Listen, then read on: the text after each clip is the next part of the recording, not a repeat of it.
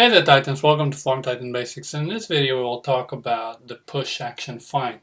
So let's head over to our push, and we have a push set up here already where our push is set up to a contact, and we're going to take a look at the action find.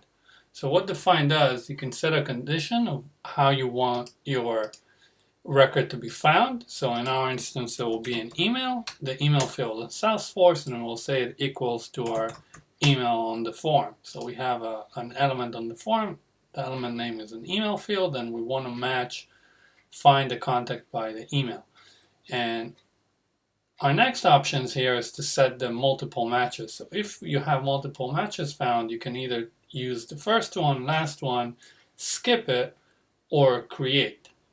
And if you don't have any matches found, then you can either skip or create. In our instance, we will create. So if we don't find the contact, then we will create it.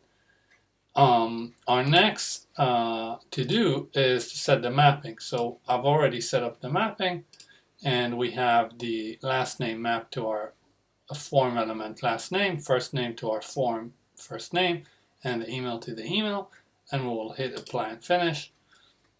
And let's publish this and see how it does. So first one, I'm going to do a test, and this one already exists in Form Titan, so nothing will happen.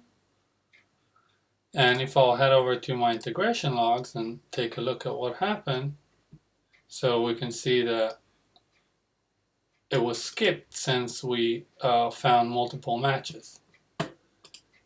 Okay, let's head over to something that doesn't exist, and we'll do a test and test, and here we will do test 1 2 3 4. I don't think we have that in Salesforce. We'll hit submit, and let's see what happens in the integration logs. And we'll refresh this.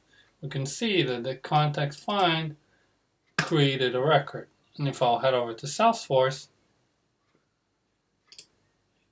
we can see our contact created. And this is the action find in a nutshell.